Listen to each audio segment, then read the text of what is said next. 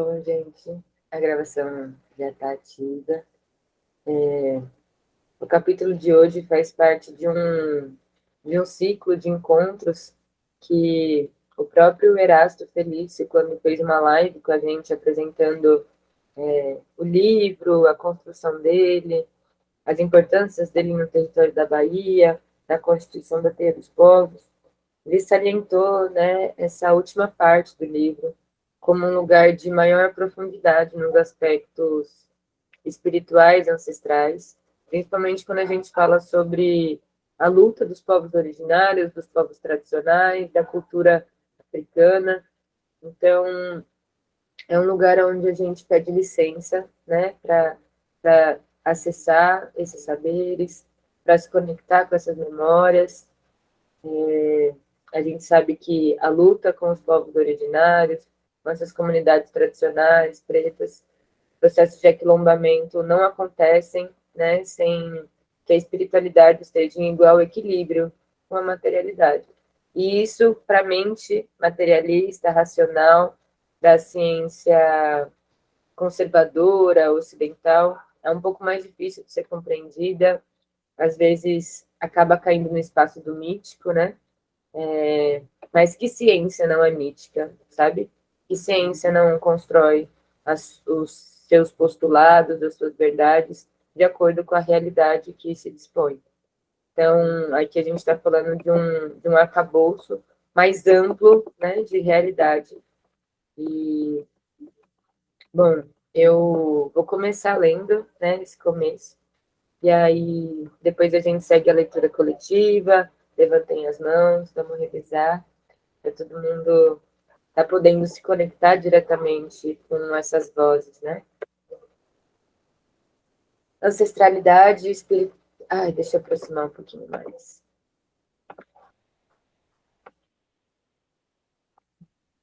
Ancestralidade e espiritualidade. A gente se despede insensivelmente de pequenas coisas, assim como uma árvore, em tempos de outono, perde suas folhas. No final, a tristeza é a morte lenta das coisas simples. Essas coisas simples que causam essa dor no coração.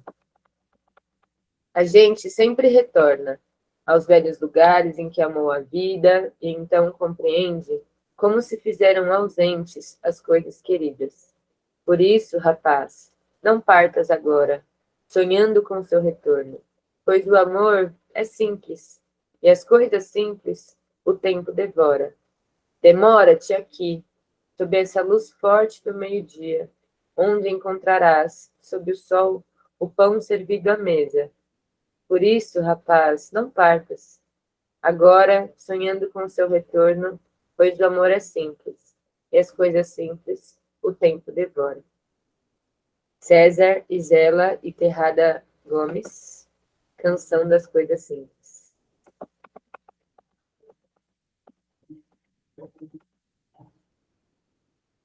Eu vou fechar aqui o meu microfone e abrir para quem quiser dar seguimento à leitura.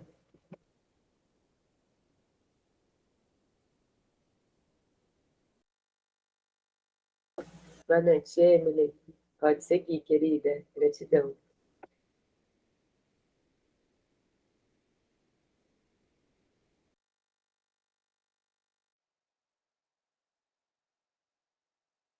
Emily, a gente não está te escutando. Não sei se o microfone está fechado.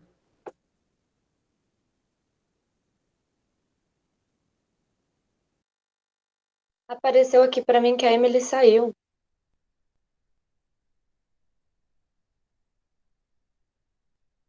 Aí agora tá participando de novo. Eu cliquei no botão errado, gente. Eu cliquei no sair em vez do microfone. Então, há um conjunto de sabedorias e virtudes constitutivas em nossos povos que é mais valoroso do que as armas em uma revolução. Não se pode construir uma nova sociedade sem que as pessoas se transformem também elas numa revolução interna que as façam serem mulheres novas e homens novos. Contudo, o sentido dessa revolução não está numa evolução do ser formado pelo capitalismo. Isso seria uma loucura. O sentido dessa revolução interna está em recuperar aquilo que o capitalismo buscou matar em nossas comunidades e avançar daquele momento de quase morte adiante. Que quase morte é essa? Nossas comunidades estavam, até poucas décadas atrás, desinteressadas da corrida contínua de aquisição de bens e consumo. Éramos pobres, porém conscientes de que nossas felicidades e alegrias estavam nas simples coisas. O rio, o aniversário da amiga, o pôr do sol, dar uma parte da produção do quintal para o vizinho, cantar à beira da fogueira, brincar na rua, conhecer as plantas, costurar uma roupa bonita. Fosse no aspecto do conhecimento do território, fosse no aprendizado de ofícios tradicionais, o fato é que a valorização das simples coisas nos conectava melhor com a terra e com o nosso território. Isso tem sido perdido em muitas comunidades, hoje ávidas pelo consumo.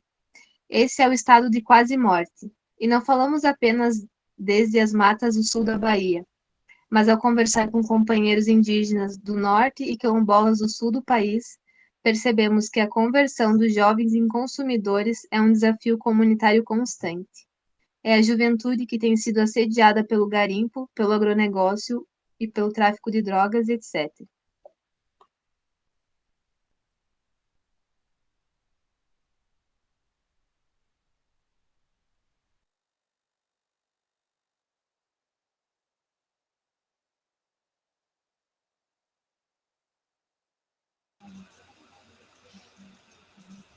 Essa quase-morte é, entretanto, apenas uma quase-morte e não uma morte total. Os vestígios das comunidades não dissolvidas pelo consumo estão por todo o país. Estamos falando de gente simples que ainda se reúne para fazer um reizado, um bumba ou uma congada, mas também de gente que pensa que aprender a mata ainda possui mais valor do que os últimos lançamentos de carros ou celulares. Quando lemos ou ouvimos a palavra de Ailton Krenak ou Davi Kopinava, percebemos que os povos indígenas estão escrevendo sobre esses valores, sobre a importância de mantê-los frente às investidas do capital. E aqui nós podemos lembrar que a valorização das simples coisas se conecta com uma teoria da mercadoria. Nossos irmãos indígenas nos têm explicado que quando deixamos de olhar uma serra como um encantado, como um espírito, como um ancestral, e passamos a olhá-la como depósito de minério, como recursos naturais e, portanto, como mercadoria, então, antes de as máquinas da mineradora fazerem o serviço sujo delas, nós já fizemos uma parte por elas. Essas ideologias do capitalismo que nos inundam e nos impedem de cultivar as simples coisas também convertem nossos territórios, que eram sacralizados, em mercadoria para ser comprada e vendida. O impacto, portanto, não é ambiental somente. Há que se pensar no impacto epistêmico, étnico e espiritual. E as ideologias chegam primeiro que as máquinas. A cada jornal, novela, filme, comercial da televisão, o rio vai sendo convertido em recurso natural. Assim, quando o mega empreendimento chega às portas do território, sempre encontra alguns convertidos pelo capital dispostos a ajudá-los dentro da comunidade. Então, quando falamos das simples coisas, estamos falando de defender o território. Outra dimensão desse mesmo ataque ideológico é o individualismo que já mencionamos anteriormente, mas há algo que vale a pena enfatizarmos aqui. Porque toda vez que o indivíduo se crê dissociado de seu povo, também ele se sente legitimado para atrair o povo em busca de uma vida melhor para si. Esse individualismo, não tenham dúvida, é fruto do materialismo e do consumismo. Porque querer uma vida melhor para si na traição do seu próprio povo quase sempre envolve ter acesso a consumos capitalistas que não estão presentes naquela comunidade. Se o individualismo não fosse uma praga tão difícil de debelar em nossos tempos, esse tipo de assédio seria menor e causaria menos dano aos territórios. Mas não é isso que temos visto. Agora, devemos nos perguntar como podemos minimizar, diminuir e até curar esses aspectos já mencionados.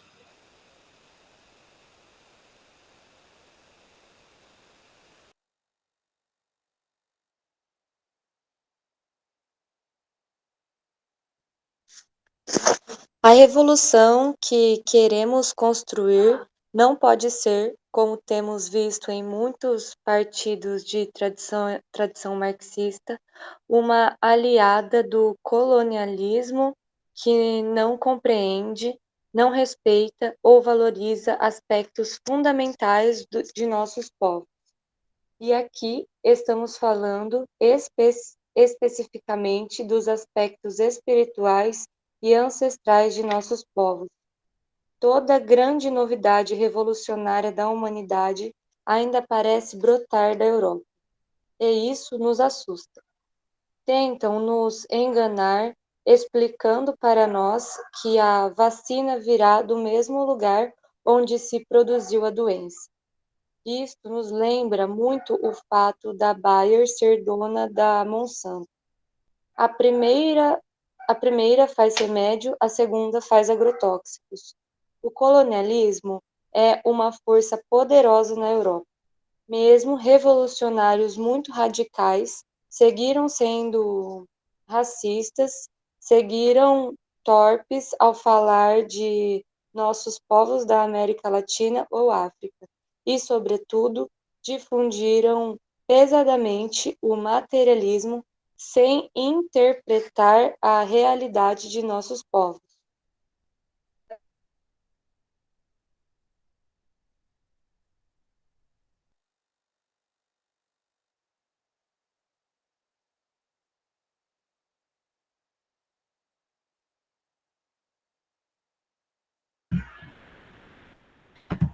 Sim, porque o materialismo de esquerda na Europa buscava criticar um poder real, existente e muito conservador.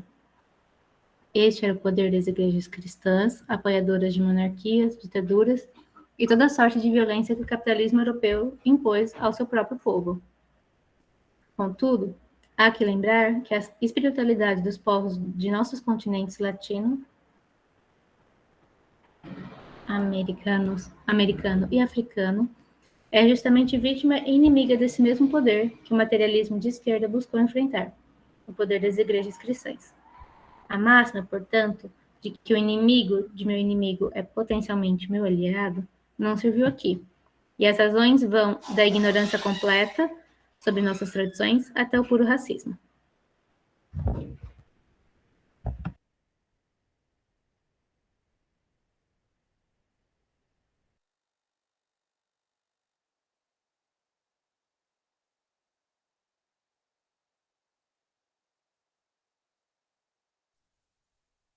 Urgente. Na ânsia de jogar a religião conservadora fora, jogaram também o dever que guardava a sabedoria das tradições de nossos povos. Isso explica, em certa medida, o insucesso da difusão das ideias revolucionárias em nosso seio. Mesmo se for possível um filho de terreiro de Vodun aceitar uma liderança revolucionária que ignore sua fé e até que não tenha por ela qualquer simpatia, é improvável que um terreiro siga essa liderança. Uma coisa é o indivíduo e sua opção política.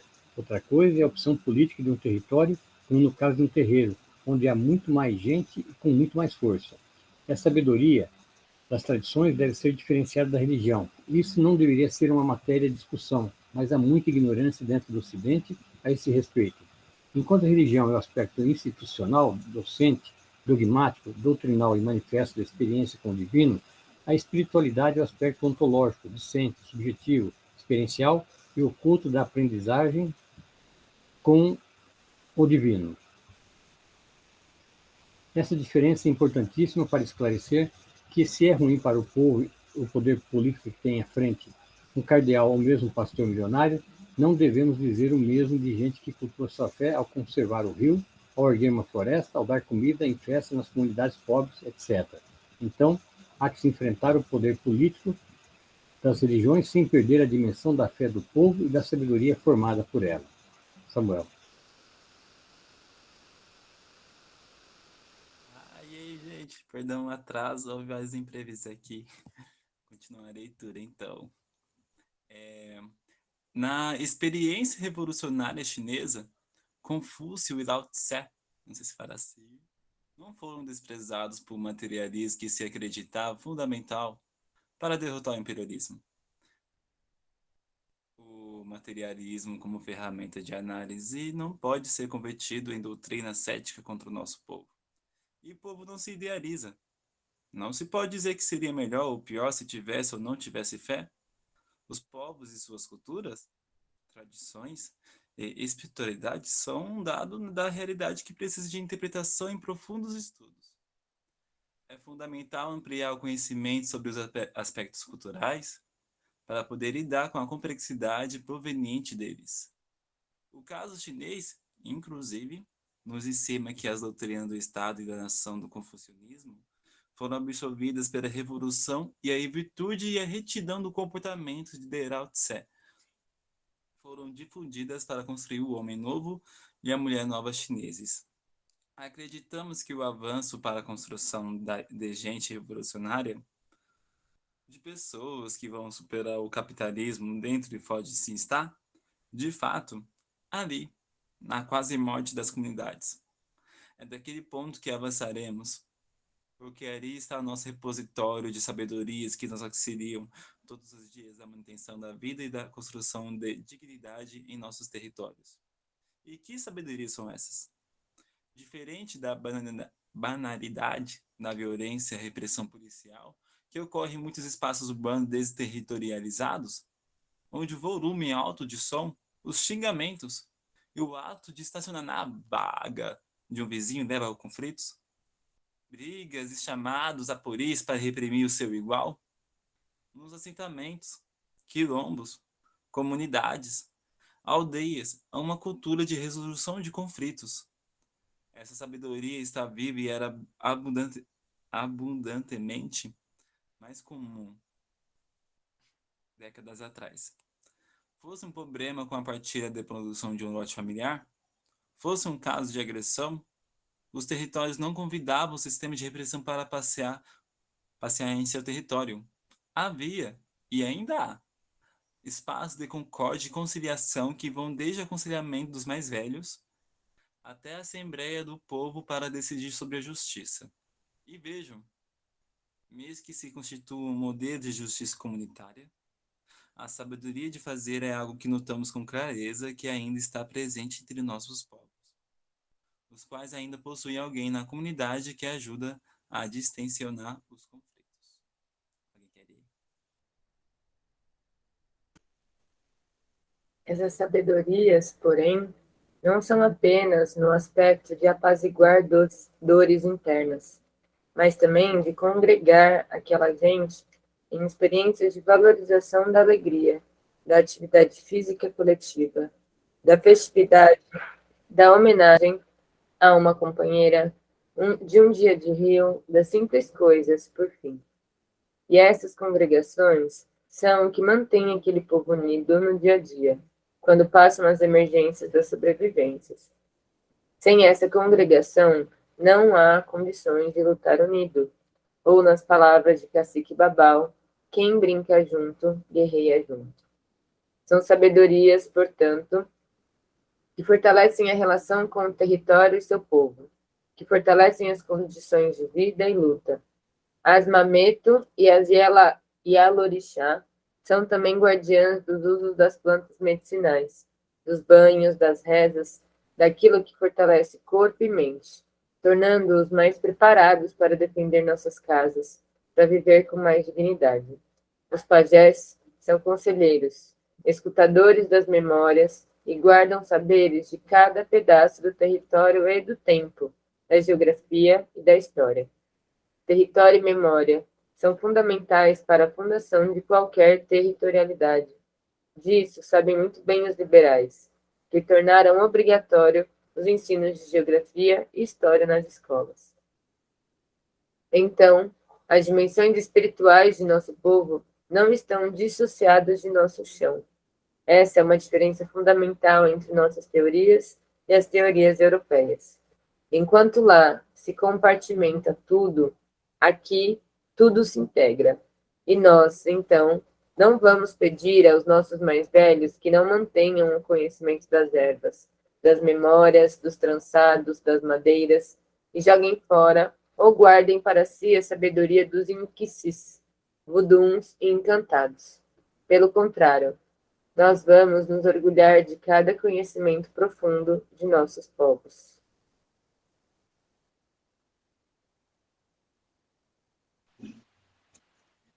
Podemos mencionar ainda a observação dos astros. Enquanto a cultura de massas difunde uma banalização da astrologia no dia a dia das pessoas, com aplicativos de mensagens e serviços pagos para ler a sorte ou as possibilidades abertas na vida do indivíduo, vemos como as comunidades produzem seu alimento por meio da observação da lua no plantio, poda e colheita de sua produção agrícola, passando pelo momento da extração de folhas, flores, raízes e madeiras na mata. Essa observação tem nos ajudado a compor o calendário agroecológico na Teia dos Povos, o que tem melhorado a qualidade de nossa produção orgânica. Para os cientistas da agronomia modernizadora, trata-se de pura superstição, mas não há nada mais velho e mais certeiro no campo do que o efeito dos astros em nossa roça e em nosso bioma. Esse conteúdo profundo vai além de sabermos qual a lua certa para plantar, podar ou colher. Estamos falando de influências que ajudam desde o combate às pragas até mesmo a correta adubação da terra. Todos esses saberes foram substituídos por cartilhas feitas pelos serviços de extensão rural, para que não mais olhemos para cima, para o céu, para que olhemos para baixo, para o texto dos cientistas. Acaso não vem uma metáfora da subjugação? Então, nossa inteligência não ignora a ciência desenvolvida pelos trabalhadores ao longo desses muitos séculos, mas também não é negligente com o conhecimento que ficou à margem da ciência e tecnologia desenvolvidas na academia. Ou seja, estamos com um olho no doutor e um olho nos mais velhos. Nós aprendemos, desde crianças, a pedir a bênção aos mais velhos e a termos uma respeitosa deferência a eles. E quem são os mais velhos que nossos mais velhos? Pois bem, são os que se encantaram, são os nossos ancestrais, pois não há morte se não os esquecemos. Essa deferência é parte de nossa caminhada. E aqui, se você é ateu ou cético, tente interpretar como se estivéssemos tratando das memórias dos lutadores de outros tempos que guardamos e revivemos para nos alimentar nas batalhas de hoje. Mas se você tem fé, ou mesmo se você é ateu não praticante, estamos falando claramente de ouvir os ancestrais e recolher aprendizados a partir dali. A esses mais velhos do que os nossos mais velhos podemos, então, chamar de histórias e memórias, ou mesmo chamar de ancestrais encantados. Então, quando falamos em deferência respeitosa, em escutar e ouvir conselhos, estamos falando que não vamos ser desrespeitosos com nossa história de luta, que vamos lutar muito para não decepcionar os que nos precederam nessa batalha, e, sobretudo, que vamos aprender das batalhas anteriores nossos fundamentais aprendizados.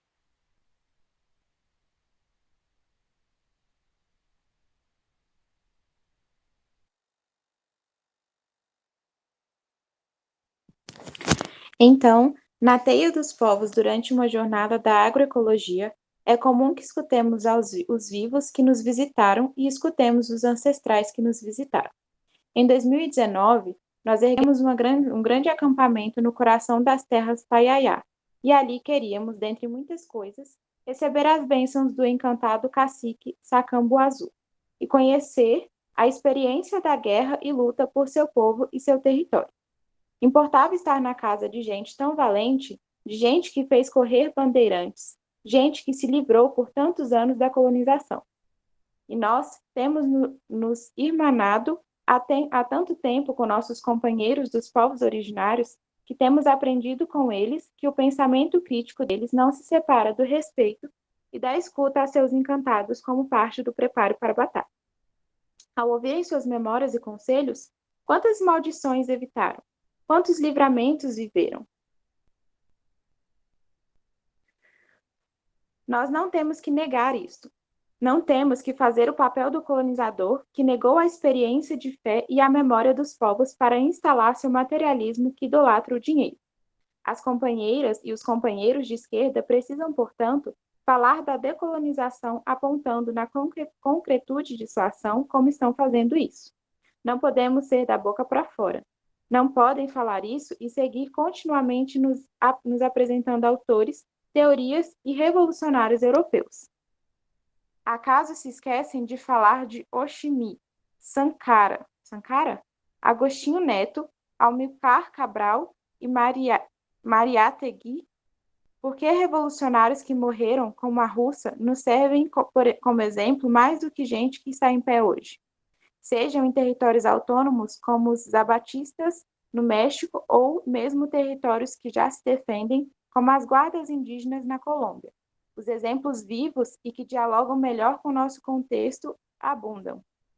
Não seriam esses os desequilíbrios próprios de chamarmos de colonismo?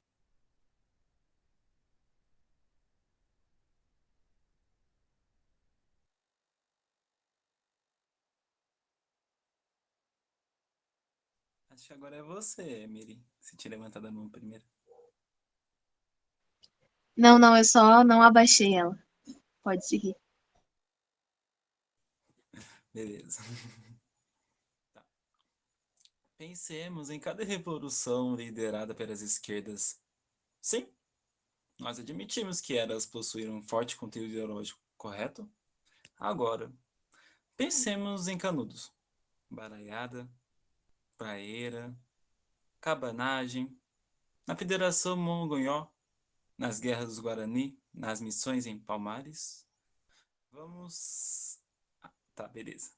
Vamos simplesmente dizer que não existia conteúdo ideológico, ou que estavam apenas existindo as opressões?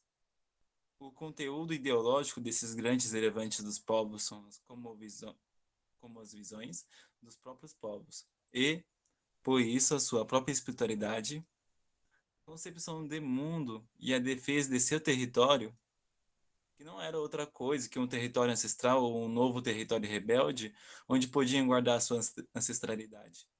Portanto, em nossa aliança preta, indígena e popular, imaginamos o respeito a esse conteúdo ideológico, que nada mais é que a alma dos povos, o espírito de suas tradições rebeldes.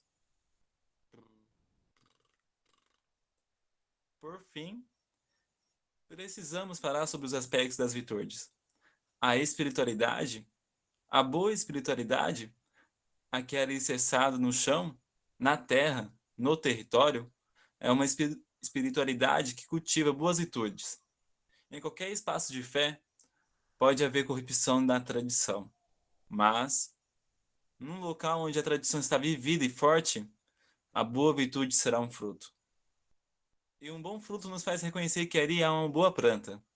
Então, é fundamental cultivarmos nossas espiritualidades no plural mesmo, para que nos ajudem a nos transformarmos em pessoas melhores e superar o rancor, a mágoa, a inveja, a intriga com muito trabalho comunitário e com o coração em paz. É isso que importa neste caminho.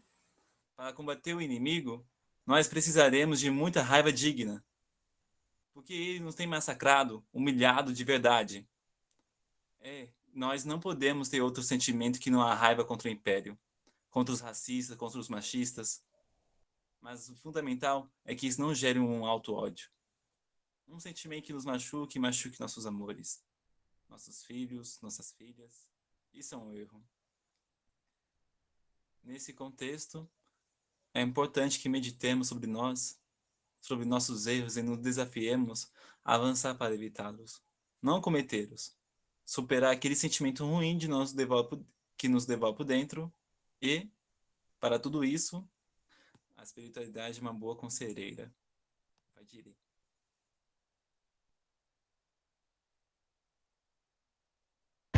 Eu estava falando e estava fechado. Nós temos escutado nossos ancestrais em momentos de dor e infortúnio. A palavra que aliviou nosso fardo também foi a palavra da memória de luta de mulheres bravias que viveram e se encantaram lutando pela terra. Aprendemos, por exemplo, da avó Joana, que a vingança que devemos fazer é coletiva, não algo tomado pelo impulso individual. A grande vingança aos malfeitos é tomarmos aquela terra para nós. Muitos de nossos ancestrais viveram uma vida dura e tiveram lutas mais duras do que a nossa, mas não perderam a generosidade, a compaixão e o afeto pelos seus, porque precisamos ser muito melhores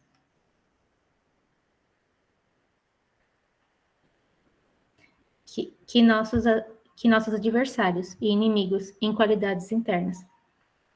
É isso que faz a grandeza de um revolucionário, é a sua estatura moral. Ou vocês nunca viram Che ou Fidel na ONU diante do Império? Quem eram os grandes ali? Acaso não vem a eficaz paciência chinesa para confrontar o império? Não está ali o conjunto de virtudes de seus líderes?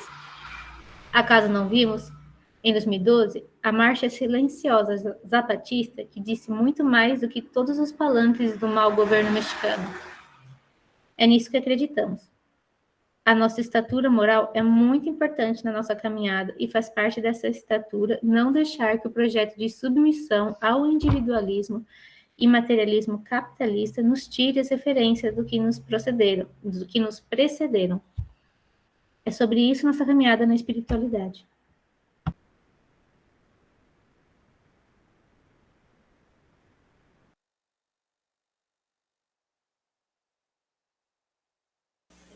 Pessoal, ainda temos tempo. Seguimos para o próximo capítulo?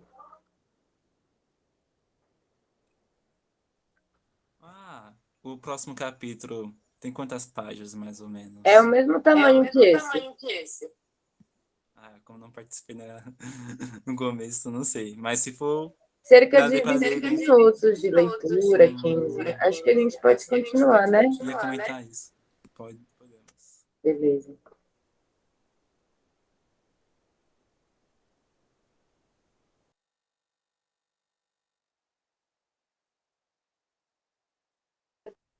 Vou continuar então. A luta contra o imperialismo. Nós temos dito que o Brasil é um sistema de extração de riquezas a serem remedidas ao exterior desde sua fundação como colônia portuguesa. Isso não mudou.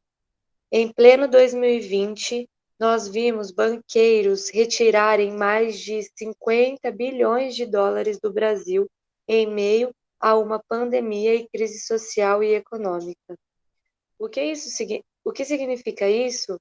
Que os reais interesses das elites dominantes do país são as determinantes finais que operam essa engenharia social contra os povos.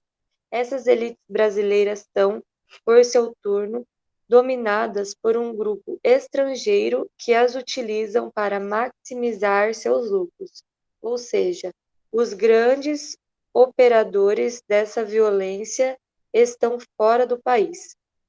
Essa gente não suja as mãos de sangue nas ruas e vielas, mas cada inclusão policial em periferias pretas é uma ponta do lucro para a indústria da arma e para todos os capitalistas que seguem desvalorizando a mão de obra preta por meio de um sistema racial e patriarcal. Essa gente estrangeira, multibilionária, não suja a mão de sangue nos campos. Contudo, querem a carne bovina sendo enviada para sua transportadora, para sua rede de mercados, shopping centers, etc. Há, portanto, determinantes externos que ocultam seus nomes, fingem não influenciar os políticos brasileiros, mas se realizam em suas manobras. Acaso não foi isso que vimos?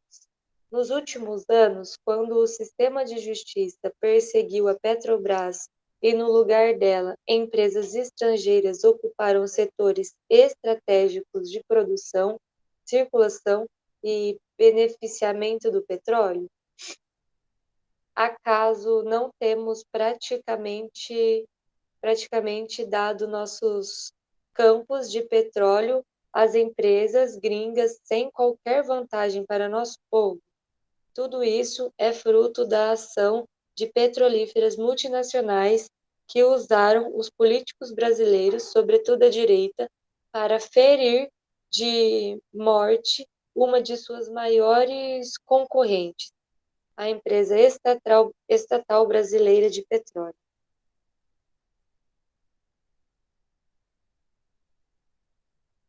Continuar. Então, nós vemos muito claramente a ação imperialista no Brasil. Vimos e estamos vendo como os golpes na América Latina seguem patrocinados pelos Estados Unidos da América. do Chile, de Allende até a Bolívia, de Evo Morales, a Bota e Yankee estava ali impedindo o povo de se autodeterminar. Aqui no Brasil, tanto o golpe empresarial militar de 64, como esse último de 2016, em cima do governo da presidenta Dilma, tiveram participação decisiva dos Estados Unidos. E, em cada golpe, os interesses estrangeiros foram mostrando sua razão de ser. Em 64, além da pauta das elites nacionais contra a reforma agrária, havia propósitos muito claros de fazer oposição à União Soviética, favorecer a indústria automobilística gringa e conter o desenvolvimento industrial brasileiro, entre outros objetivos. Agora, em 2016, além dos interesses claros e relativos à indústria petrolífera, começamos a ver também uma luta. Uma luta para impedir a influência chinesa em assuntos que vão desde a vacina contra o coronavírus até a tecnologia de comunicação 5G. Embora esse alinhamento conjuntural de maus governos aqui represente uma subserviência escancarada, nós nunca rompemos com o império ou cobramos, literalmente, pelos maus feitos. Mesmo a espionagem revelada dos Estados Unidos contra a presidenta Dilma teve como resposta apenas palavras, quando a resposta não é à altura, o folgado se espalha. Foi o que ocorreu.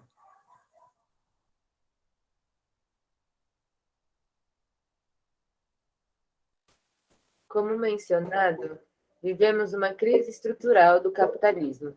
E é normal que eles busquem, nos países do Sul, melhores formas de obtenção de riqueza. A própria origem do capitalismo só foi possível porque houve a exploração dessas terras por potências coloniais do norte. Foi a acumulação, fruto da colonização, que tornou possível a existência de um sistema capitalista como vemos. E é aqui, no que chamamos de Sul Global, nos países antes colonizados, que as grandes riquezas potenciais poderão ser geradas neste momento de crise. Mas os lucros não podem ficar nestes países. Por isso, estamos vendo uma série de golpes para frear as perspectivas, ainda que tacanhas, de nacionalismo desses países. O problema dessa crise do capital é que ela também busca retirar cada vez mais riqueza da terra. Isso no momento em que as luzes sobre as mudanças climáticas estão todas acesas, apesar do esperneio dos negacionistas. Os impactos do aquecimento global podem ser vistos nos oceanos e nós já experimentamos uma mudança drástica no clima do país. Exemplos não faltam, mas o que falar de um Pantanal seco e em chamas no ano de recorde de vazão do São Francisco? O que dizer das secas prolongadas que já matam rios no Rio Grande do Sul? Então, o avanço do capital transformando nossa mãe terra em recursos naturais disponíveis para saciar sua sede por lucro ameaça a vida de territórios que podem estar muito distantes das regiões em que ele atuou diretamente. Pensamos, portanto, que temos que parar o imperialismo atacando seus interesses e seus colaboradores, onde quer que atuemos. A luta contra o imperialismo não é uma tarefa para se cumprir longe de nossos territórios. Não há que viajar a Nova York para questionar o centro do capitalismo mundial. Tampouco se trata de correr às grandes manifestações globais contra as mudanças climáticas. Se não agirmos aqui onde nos encontramos, nosso desafio é parar o latifúndio e enfrentar a economia do capital a partir de nossos territórios. Assim, ao tirar um importante colaborador do imperialismo de nossas terras, os latifundiários, nós conseguiremos recuperar áreas de diminuir o impacto das mudanças climáticas e acumular as forças para enfrentar os outros sócios do império. Essa é uma caminhada que, sem dúvida, precisa ser feita, a partir da relação companheira com os povos de trabalhadores e trabalhadoras do mundo. Samir Amin e Hugo Chávez queriam construir uma internacional dos trabalhadores e dos povos. Em nossa opinião, essa iniciativa poderia fazer avançar uma concepção de internacional que não ignorasse o fato de que parte substancial dos grandes lutadores e lutadoras contra o capitalismo não se organizam enquanto categoria de trabalho, mas sim enquanto povos. Nós louvamos projetos como esses, ou iniciativas como a Cesta Internacional que os zapatistas criaram. É preciso começar a dar centralidade para quem poderá, de fato, reverter ou minimizar os impactos climáticos. Emily? Agora, no plano de interpretação crítica sobre o Império, acreditamos que é importante operar por camadas. Por exemplo, nós temos a compreensão real de que o desenvolvimento operacionalizado pelo petismo causou impactos gigantescos às comunidades, territórios e povos, perpetrando uma violência policial que segue machucando nossas periferias. Porém, vemos que o Império golpeou um governo com essas características, mostrando que sua sede por obtenção de lucro era ainda maior do que esses governos progressistas estavam lidando. Então, nós precisamos aprender a defender o campo contra o imperialismo. Isso não significa aliar-se aos governos progressistas e ignorar as perversidades que fizeram e ainda fazem. Porém, não podemos aceitar de bom grado a violência imperialista, porque eles são inimigos piores e ainda mais vorazes. De igual modo, é preciso pensar que podemos, aqui e ali, ter críticas à Revolução Bolivariana, mas frente aos embargos dos Estados Unidos e às muitas tentativas de golpes que o Império tem dado na Venezuela, não nos compete estabelecer um painel de críticas e sim apoiar a luta dos povos venezuelanos por sua autodeterminação. Nossas diferenças com essas lutas devem ser discutidas em espaços fraternos de reflexão conjunta com eles.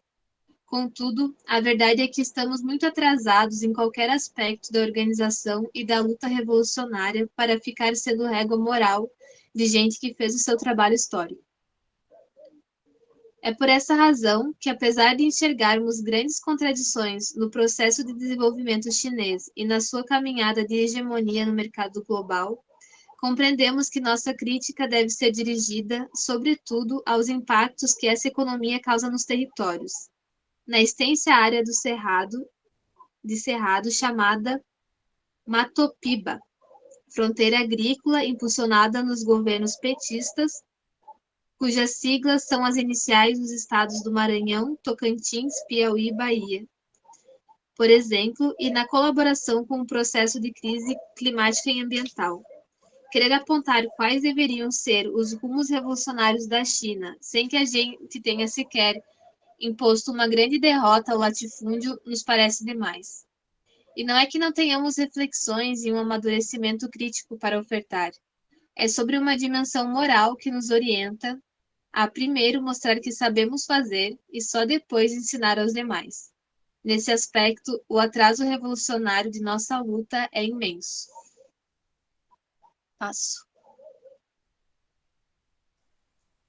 Então, é assim que fazemos. Defendemos o campo que tem sido atacado pelo imperialismo, sem que nos alienemos da reflexão crítica quando a quem está sendo atacado. É possível, contudo, que, em alguns casos, os alvos do ataque do Império sejam tão desgraçados que não mereçam nossa solidariedade, como nos parece o caso do Daesh, chamado de Estado Islâmico, no Iraque e na Síria. E, nesse caso, também parece outra exceção, que é o caso dos povos tradicionais rebeldes e em revolução com apoio conjuntural dos próprios Estados Unidos, como é o caso do PKK e YPJ Rojava, no norte da Síria. Essas exceções são fruto das contradições das guerras perpetradas pelo imperialismo no Oriente Médio, e não nos fazem, necessariamente, modificar a natureza de nossa análise. Trata-se apenas de entender essas especificidades. As guerras do imperialismo no Oriente Médio e em África, bem como seus golpes de estados na América Latina, são caminho da destruição dos povos. Quando vemos a destituição de um poder por uma intervenção de países europeus, do Canadá, Estados Unidos ou Japão, só vemos a superfície do problema. Toda uma operação de destruição, desmonte ocorre posteriormente, por meio de uma engenharia de obtenção de lucros fundado na extração das riquezas daquele país. Podemos exemplificar essa ideia mencionando a complexidade dessa engenharia. Quando o Brasil se propôs servir de auxiliar do imperialismo numa ocupação militar do Haiti durante os governos progressistas, ali não estávamos apenas um abafamento de luta popular haitiana e o contamento de um golpe de Estado. O Brasil literalmente serviu como emissário do Império, impedindo a autodeterminação do povo haitiano, bem como a luta popular contra os golpistas. E nós vimos toda sorte de violência cometida pelo exército brasileiro contra o povo preto, irmão nosso, estupros, abusos, prisões ilegais, tortura. Os relatos de haitianos são devastadores e mostram que o caminho para o Brasil ser aceito na cúpula do poder global passa pelo ritual de agir como os países colonizadores agiram contra nós. Porém, o que deve ser destacado aí é que a engenharia imperial estruturou bem sua luta, a ponto de formar lideranças do exército brasileiro para dar o golpe de 2016 e para participar do governo fascista que desmonta o Estado brasileiro em nome do capital internacional atualmente. Sem saber... Cadê sem saber? Aqui, achei. Sem saber, quando o governo progressista enviou soldados brasileiros para oprimir o Haiti, estava acabando sua própria morte ao empoderar aqueles que mais se alinham ao imperialismo, os militares. As forças armadas treinaram técnicas da contenção popular do Haiti e logo passaram a aplicar nas fazendas do Rio de Janeiro e se empoderaram politicamente em cima dos nossos corpos pretos.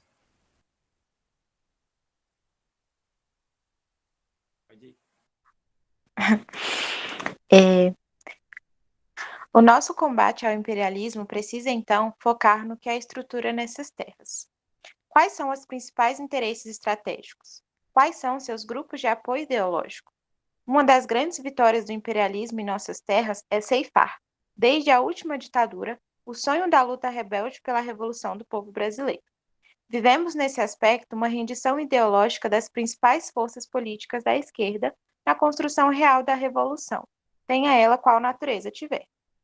Sem esse sonho, tudo é negociação e relação com o Deus mercado, instituição que organiza os interesses do imperialismo em nossas terras. Mesmo os desenvolvimentistas mais radicais acreditam que o desenvolvimento das forças produtivas nacionais vai fazer frente ao império sem que ele resista por meio de golpes e com violência. Então, pensamos que qualquer emancipação só será possível na medida em que combatemos o imperialismo a partir de quem o opera aqui, acionistas, políticos, intelectuais, etc. Há que destacar ainda que a luta contra o imperialismo possui duas faces: a da violência ideológica para construir convencimento ao redor dos seus interesses e a da violência bélica, de submissão dos povos aos seus interesses. Atualmente, eles não têm se dedicado a ocupar militarmente países que contrariam seus interesses e sua agenda. Hoje, o que estão fazendo é promover grandes manifestações e criar crises políticas agudas por meio de suas redes de internet, de espionagem e de propaganda. Essas crises podem debelar governos que se afastam dos seus interesses, por meio da própria política daquele país por golpes legitimados pelas instituições nacionais, golpes do Paraguai e Brasil. Ou mesmo podem gerar revoluções violentas de caráter liberal e antinacional, Primavera Árabe. Tudo isso é feito com a melhor das feições democráticas e de respeito aos organismos multilaterais, como vimos na administração de Barack Obama.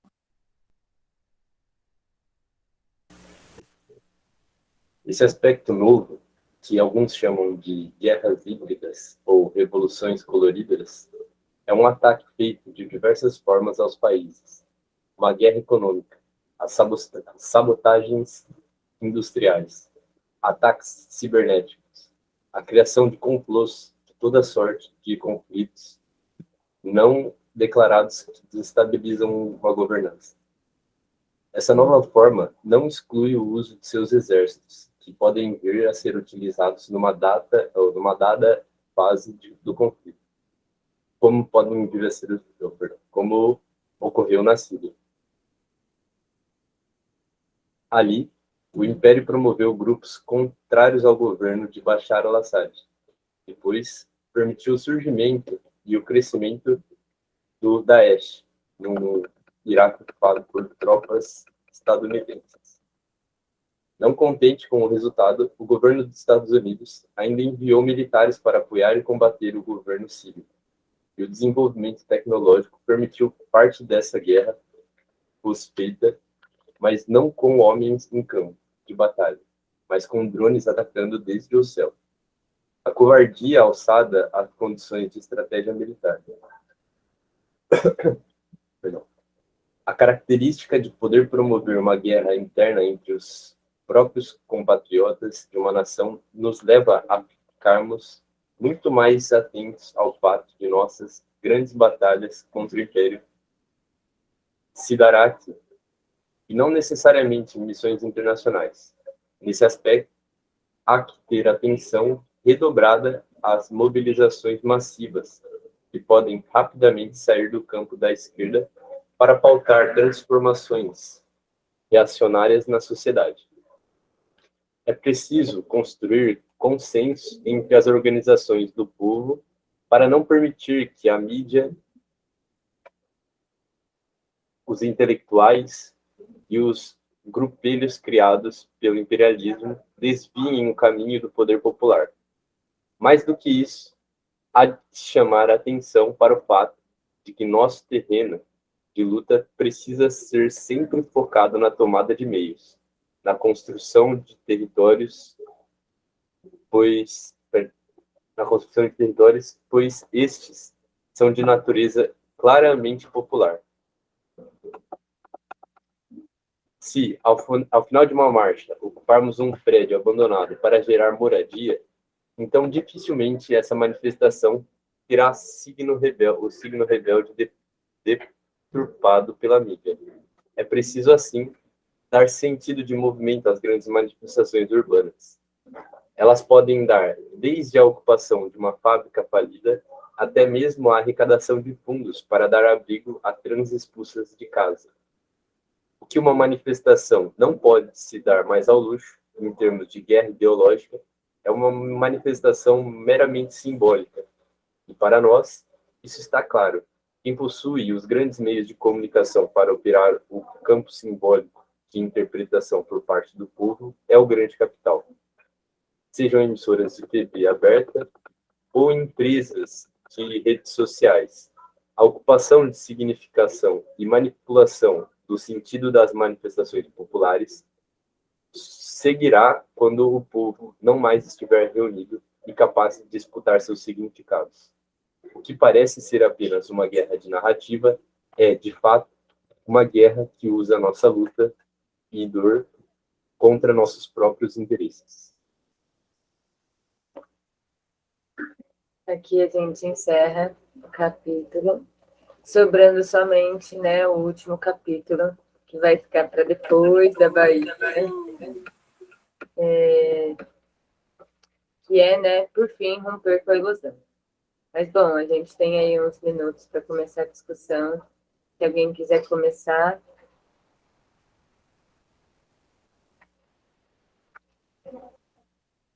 Bom, eu posso começar. Eu acho que é isso, né? Quando a gente fala sobre os referenciais, e aí a nossa escolha de fazer o grupo de estudos, né, do livro do Por Terra e Território, sendo um coletivo de base anarquista, socialismo libertário e tudo mais, é a gente poder compreender que essa luta, né, de uma liberdade mais coletivizada, esse combate ao imperialismo, esse combate às opressões, ele também é realizado há muitas e muitos séculos, né, pelos povos aqui desse continente. Então, e aí quando eu falo desse continente, eu estou falando dessa proposta, né, de visão para além dessas fronteiras, que são também imposições coloniais. Então, quando ele traz esse espaço de refazer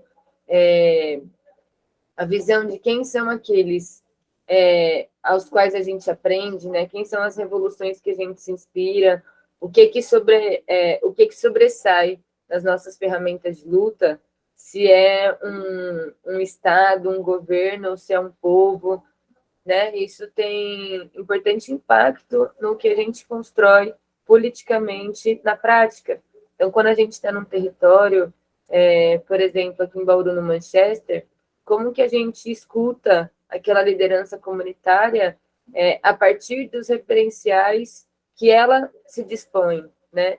A partir da história de luta, o lugar de onde ela vem, o que ela já viveu ali, sendo, nesse caso, uma mulher, mãe, avó, preta, né?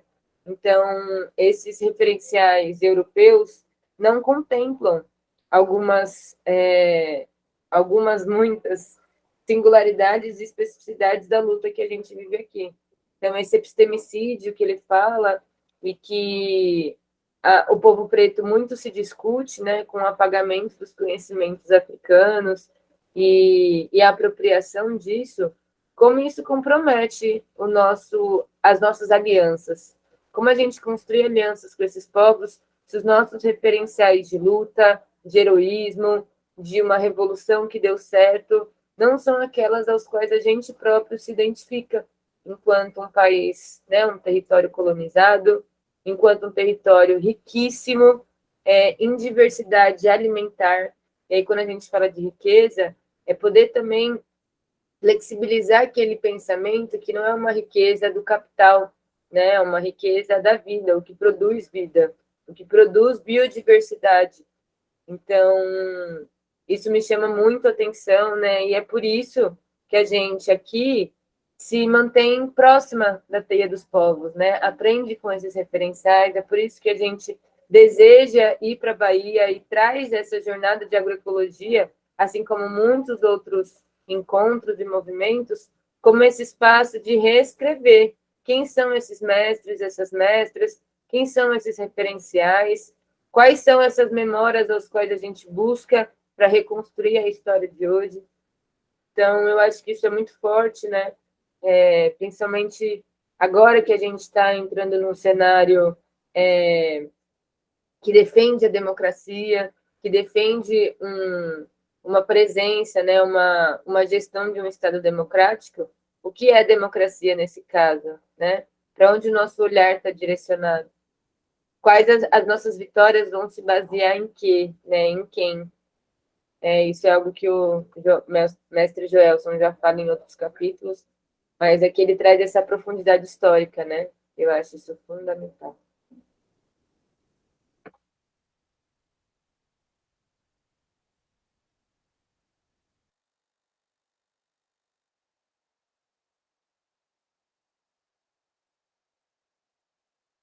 Vamos lá, galera, vamos compartilhar aí. Oi, Alfredo. Oi. Pode seguir, querido. Olha, tem uma palavra nesse capítulo, ela já apareceu antes, mas que ela é preponderante. A palavra é autodeterminação. Nós usávamos a autodeterminação dos povos nas décadas passadas. E é muito complicado você perceber que o golpe de 2016 contra Dilma Rousseff, ele foi um golpe praticado por brasileiros, praticamente com orientação norte-americana. E o pior de tudo é que eles usaram aquilo que foi a luta para criar uma Constituinte em 86, para depois ter a Constituição de 88, em que todo o poder emana do povo e seu nome é exercido. Parlamentares acabaram exercendo de uma forma torpe um poder emanado pela população para tirar uma presidente livremente eleita, sem nenhum tipo de crime financeiro, tanto que as contas dela foram todas aprovadas recentemente, que não havia crime, não havia nada. E assim que Michel Temer, com todo o seu rol de maçonaria, assumiu, rapidamente a primeira coisa que fizeram foi tirar a história da pedalada fiscal, que seria um crime que pegou a Dilma, e ele poderia cometer. Então, quando o professor Joelson trata nesse capítulo das questões do imperialismo norte-americano, do imperialismo yankee, que trucida, que mata, que expolia, que vem ao Brasil e rouba completamente o nosso petróleo, rouba o nosso gás, patrocina o roubo futuro da nossa água, ele traz um alerta que serve para incluir para esse novo governo, que é para trazer realmente a autodeterminação, a nossa soberania, que é toda aquela questão que foi colocada, soberania alimentar, pedagógica, soberania por território, tudo isso parece que ele fecha nesse capítulo, mostrando que é preciso fazer a revolução, sim. Que a revolução não é armada, mas que ela, na verdade, acontece de forma contrária. Os norte-americanos, eles entram armados, eles têm uma série de bases na América Latina. Mas se ela não é armada em nosso país, ela é muito bem construída em termos de mídia, como ele bem coloca. A mídia, com a história de 13 centavos, um valor teoricamente ínfimo, no aumento de valores de ônibus coletivo, gerou, na verdade, uma comoção nacional que chegou realmente a uma pedalada fiscal. Quer dizer, então, isso me faz pensar que o colonialismo ele está implantado em nós. É uma forma muito sacana de que nós mesmos brasileiros, nós não temos a coragem que tiveram os venezuelanos. Tudo bem, lá existe, a mídia fala de ditadura, o tempo todo falando de ditadura, mas eles não se entregaram, eles não entregaram o petróleo, e nós acabamos entregando tudo. Então, o alerta que se faz, e eu realmente venho para a palavra autodeterminação, que é isso que nós precisamos reconquistar, nossa autodeterminação, os povos originários terem realmente o respeito às suas origens, aos seus territórios, porque o que está acontecendo hoje com os índios brasileiros, os originários brasileiros em termos de fome, é realmente genocídio, não é outra palavra. E eles estão, na verdade, romantizando a palavra genocídio. Estão matando as crianças, estão matando os velhos, estão matando realmente a cultura, porque eles querem o território. E o território praticamente foi vendido. A gente não sabe que cartórios estão, mas estamos numa situação que daqui a pouco eles vão fazer vendas de grandes extensões do Brasil e os cartórios que vão fazer o registro serão fora do país. E a China, há 30 anos, comprou muita terra em nosso país. Na época eu estava na imprensa, eu denunciava isso, e era apenas uma ou outra pessoa que falava, mas você tem que provar. Você não prova nunca. Mas o que aconteceu no país? De 79 para cá, os chineses praticamente destruíram uma parte da indústria têxtil e acabaram pegando grandes extensões de terra. Então, esse grupo, fazendo essa leitura, eu não sei nem como é que eu caí nesse grupo, mas fazendo essa leitura do que o Joelson pensa, o que ele traz, dos grupos que ele participa, das aulas que ele faz, é tudo aquilo que se discutia no passado, uma roupagem nova, que estão colonizando o Brasil mais uma vez. Infelizmente, essa é a nossa realidade. Pelo menos assim, que eu ainda consigo ver. Mas ainda há uma alternativa de sair de tudo isso, que é realmente a autodeterminação. Você ter soberania, recuperar a Petrobras, recuperar toda a questão do gás, a Eletrobras, acabar com toda essa história de privatização e realmente valorizar o nosso povo.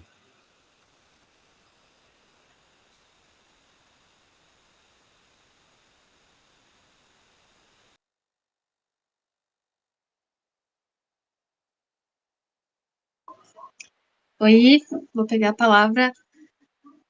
Nem tenho muito o que dizer, na verdade, mas é só sobre isso, né, que o Alfredo traz. E daí a gente pensa, né, como fazer isso, né, como ter essa autodeterminação, por onde começar e tal. Eu acho que o livro trata exatamente disso, né, por esses povos que se mantiveram de alguma forma, né, não colonizados até o espírito, até a alma, até as suas crenças, como a maioria das pessoas. E aí tem aquele trechinho que ele fala, né, que é preciso começar a dar centralidade para quem poderá, de fato, reverter ou minimizar os impactos climáticos. E aí eu pensei muito na agricultura familiar, né, também, nesse trecho. Enfim, era só isso mesmo.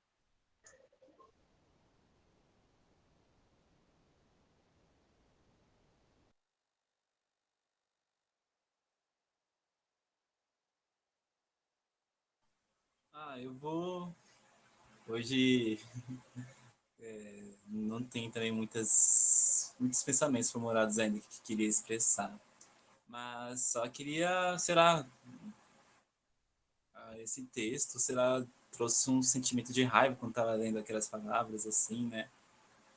faz, tipo assim, recordar das revoltas, né, que a gente tem que estar desperto, né, da raiva, com os casos, né, que está acontecendo com o Ian no meio, quase 4 anos, né, nesse estágio de emergência, não foram atendidos, estão só tendo sido atendidos esses anos. Lembro também das manifestações, né, que ocorreram no ano de 2021, mais ou menos, né, sobre o ato contra o Bolsonaro, só que as manifestações, né, tipo assim, não surtiam nenhum efeito, parecia, porque as merdas continuavam acontecendo.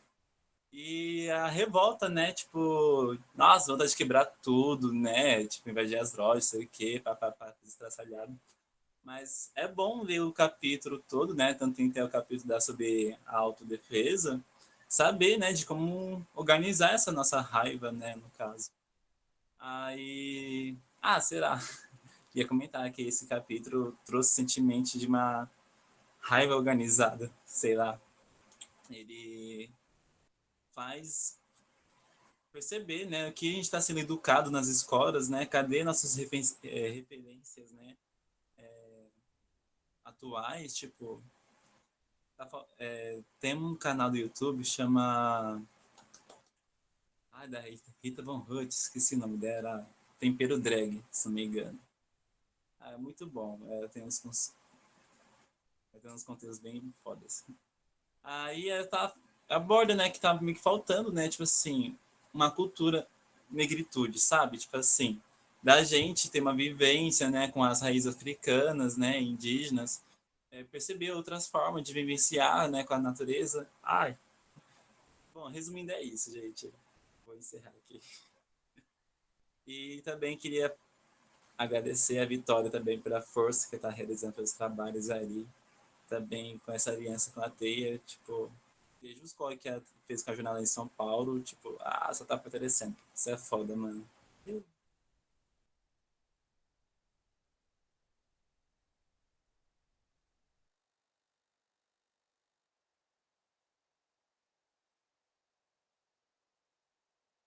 Pode falar, tá?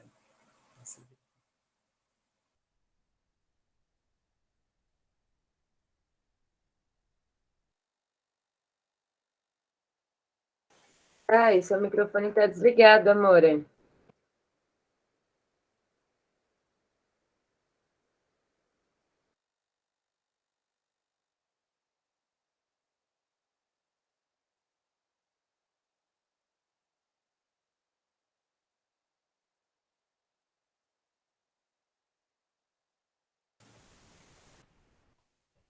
Oi, gente.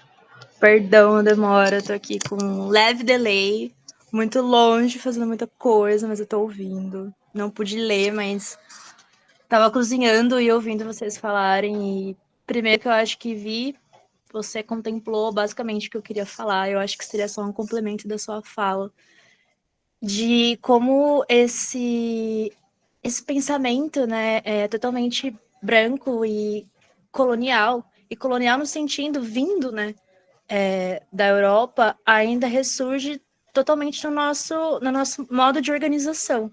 E de novo, né, meu Deus, esse livro é sensacional, porque eram outros pontos que eu sempre ficava repensando sobre me organizar. Tipo, eu entendo a necessidade de uma luta coletiva, de organização, só que eu olhava esses espaços e eu ficava, mano, qual o sentido de você, tipo, sei lá, falar para minha mãe sobre um cara alemão lá, barbudo, que fala uns bagulho que, tipo, sabe? Por mais que a gente entenda essa compreensão, é muito específico. Tipo, você precisa de um tempo específico, um modo de leitura também muito restrito para a maioria da população. Então, vai ser um livro, vai ser um artigo que você precisa de tempo, disposição, energia, interpretação de texto, interesse, e isso não dialoga com a realidade da maioria da população.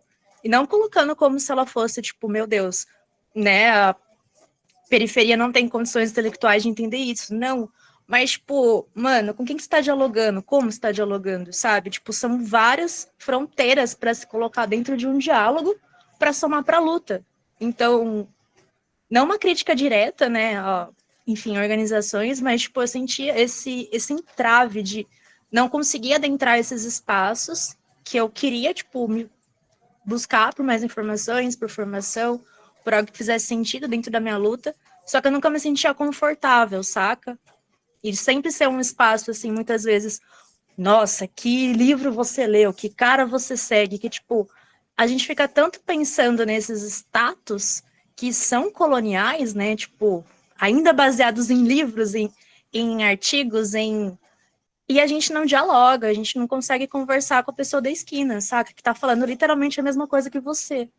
Então, é um dos questionamentos que eu trago, tipo, tanto pro campo pessoal, né, tipo, no trampo que eu faço, de tentar ser o mais simples possível, pra, tipo, mano, se eu dialogo com uma criança sobre isso, sabe, qualquer um entende. E não subestimando a capacidade das crianças, viu? Porque, nossa, eu aprendo muito mais com elas do que com qualquer um. Mas, tipo, mano, ouvindo esse capítulo assim, parece que mais uma coisa faz sentido, saca? Então, gente, de novo, gratidão por essa leitura. Jesus, eu tô até agora assim impactada e muito boa sorte para vocês nessa jornada. Eu queria muito estar aí. Mandei notícias. Vou comprar rifa, Vi. Responde. Manda Pix. E é nóis. Ah, inclusive, gente, uma coisa que eu queria perguntar depois. Se alguém conhece algum território indígena aqui perto de Vitória, no Espírito Santo, que eu tô fazendo uma busca. Se alguém tiver algum contato, dá um alô pra mim que eu tô nessa busca. Beijos.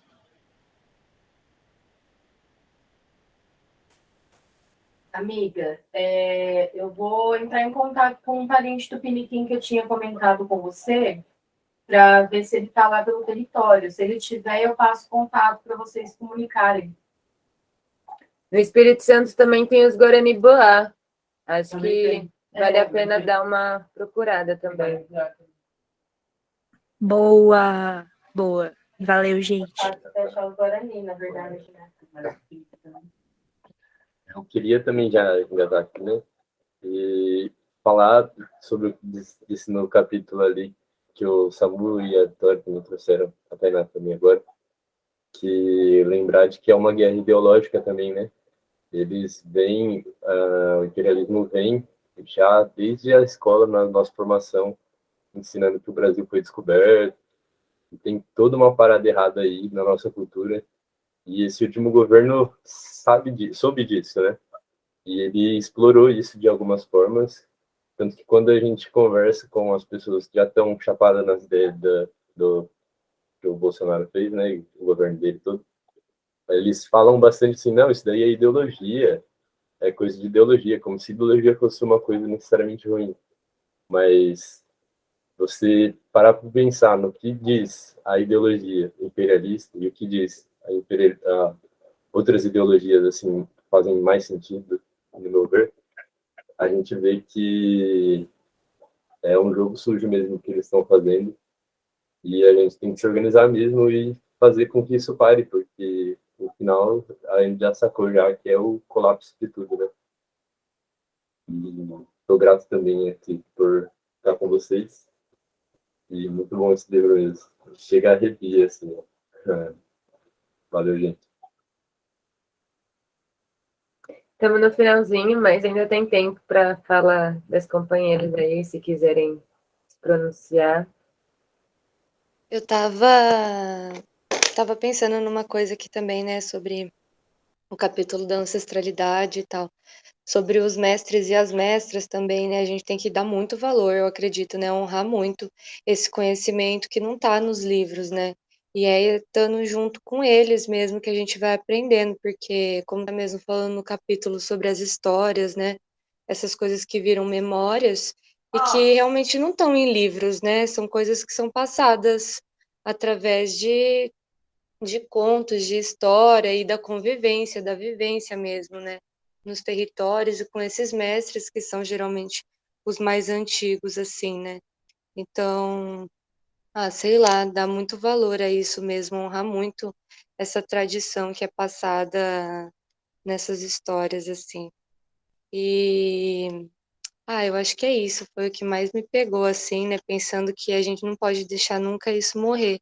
Então, tô muito feliz, assim, né, que vocês vão conseguir tá indo lá pra Bahia. E, nossa, todo axé, assim, mesmo pra viagem, façam uma boa viagem, porque acredito que vai ser transformador também, principalmente aí pra cidade de Bauru, né? E para cada um, assim, né, tocar o coração de cada um, tá junto com os mestres, é sempre transformador. Então, boa viagem para vocês. Depois vou comprar uma rifa também. Na verdade, daqui a um tempinho que ainda não tenho, mas eu já vou ter. E aí compro a rifa para fortalecer. E é isso, gente. Eu me inspiro muito no trabalho de vocês, assim. Gratidão.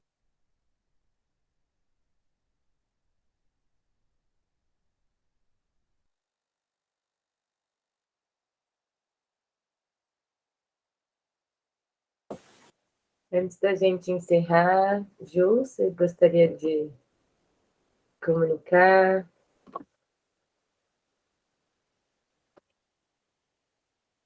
Na verdade, não, estou processando ainda. Foi a primeira vez que eu participei do encontro. Achei muito legal, quero participar de novo. E acho que o que a Débora falou sobre a ancestralidade também foi uma parte que mais me deixou refletindo, porque acho que, para além da gente pensar, né, do que fazer daqui para frente, é muito importante a gente pensar na base, né, de onde surgiu tudo isso, e estar sempre buscando essas referências para a gente conseguir pensar num futuro, trazendo toda essa bagagem, né? E às vezes a gente se perde assim no meio do caminho, e eu acho que é bem na ancestralidade que a gente consegue se reencontrar e lembrar qual é o caminho que a gente quer seguir, né? Foi um capítulo assim que mexeu muito comigo. Juliana, seja bem-vinda. Espero que você possa estar acompanhando com a gente o último encontro. E que bom que você está aqui, querida. Gratidão. Obrigada.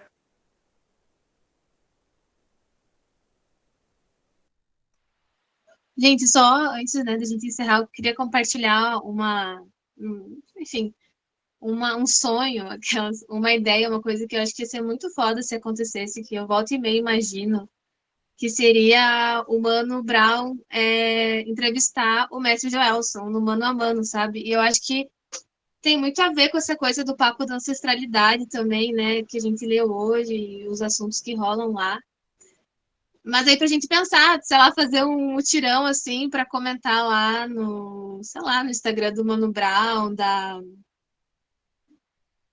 esqueci o nome dela, que trabalha junto com ele sempre. E, enfim, eu vou fazer isso de qualquer forma, mas eu já tinha pensado em comunicar isso antes. Eu acho que seria uma coisa massa de acontecer, sabe? Eu acho que dá para acontecer também. Porque talvez ele nem saiba quem o mestre Joelson é ainda, sabe? Isso precisa acontecer, o mundo precisa saber. Né? Para além da agroecologia, eu sinto que fica um pouco ainda na agroecologia isso e precisa ser mais disseminado, né? Bora fazer esse sonho ser realizado. A gente convoca umas pessoas, vamos pressionar o Instagram do Mano Brown. Assim, conversa com o Joelson. Isso é muito bom, interessante essa ideia. Também tem que ver com o Joelson também, se apoiaria. Mas é isso. Massa esse sonho, você é louco. Boa, gente. 9h30, né? Vamos estar fechando o ciclo aqui. Emily, eu acho que esse é um sonho, né? Uma ambição, assim, que a gente aqui na cidade consegue compreender esses referenciais, né? Essas lideranças aqui também. O Mano Brown, ele traz uma narrativa que reconstruiu o povo preto das periferias, do sul de São Paulo, muitas outras referências culturais, né? Surgem tendo o Mano Brown como referencial. Então, tem um vídeo, né, do mestre Joelson que ele fala que a luta do povo preto muitas vezes para no meio do caminho porque não tem essa defesa, né, pelo território, pela terra, mas a defesa que os povos das periferias, dos morros, das favelas fazem sobre o território é tão forte quanto, né, é imersa em diversas problemáticas, engessamentos, né, históricos, e que essa completude, hoje em dia, a cidade ocupa uma dimensão muito maior do que o campo, né, no sentido de expressividade populacional, de construção estrutural, né, enfim, e giro econômico também. Então, como que essas figuras, né, que sustentam realidades e revoluções extremamente importantes em polos diferentes, né, podem se conversar. E aí eu acho que um passo para isso, né, mana, é que a gente vai ter o Galo, né, e o Chavoso da USP lá na jornada, né, que são duas lideranças urbanas também, que trazem essa narrativa da periferia, né, dessa retomada de consciência, assim, da galera da rua, dos motoboys, né, da galera que tem dificuldade de acesso à universidade. Então, é isso, assim, isso já está acontecendo. Em breve, espero estar vendo aí essas estrelinhas brilhando juntos. Vamos estar comentando também, seguindo isso daí. Mas é isso, né? Acho que a gente pode finalizar hoje tendo essa consciência que essa conexão entre os territórios, entre essas figuras, entre esses arquétipos, ela é necessária para que transformações aconteçam, né? Então, a gente não está distante disso porque a gente não está na Bahia, a gente não está distante disso porque a gente está na cidade. Muito pelo contrário, né? A gente tem igual participação na construção dessa revolução. Então, é nosso papel nessa igual participação reconhecer os valores, né, da luta de cada espaço, de cada povo. Então, acho que o último capítulo vai trazer um pouco mais de luz, né, para nós, assim, em relação a toda essa construção, e que a gente possa depois, né, do Por Terra e Território, respirar, digerir, colocar em prática, mas também seguir com outras obras que estão sendo publicadas, né, que já foram, como A Escola da Reconquista, da mestra Maiá, né, e outros livros que vão ser estreados também na jornada agora de agroecologia. Então, que não pare, né, esse movimento, essa escrita precisa ser precisa se descolonizar a escrita, né, os livros, a produção de conhecimento. Então, acho que está todo mundo aqui nisso. Gratidão pela presença de todo mundo. Pessoas que se dispõem, né, a estar aqui, compartilhar suas histórias, compartilhar sua voz. Isso é crucial para a gente estar ressignificando, aprender junto. Então, que a gente possa se acolher, né, com esses conhecimentos todos e ter mais força aí para as dificuldades e para as alegrias também, né, para as vitórias todas. Então, é isso, gente. A gente segue na luta aqui com a missão, né, de ir para a jornada também.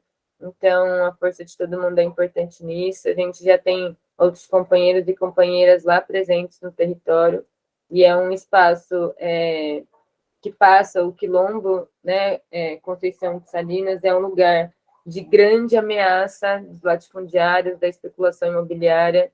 Então, a gente está indo para um espaço, né, todos que estão ali estão em um espaço extremamente vulnerabilizado e ameaçado. Então, poder seguir, né, nesse impulso, assim, é poder atuar na defesa disso, na visibilidade dessas construções, dessa cultura, dessas resistências, porque a gente sobrevive através disso também. E é isso, encerro aqui, gente, gratidão, né, que a gente possa seguir firmes, e é isso, boa noite para todo mundo. Axé. Boa noite. Boa noite. Bora pra Bahia! Boa noite. Se cuide, galera.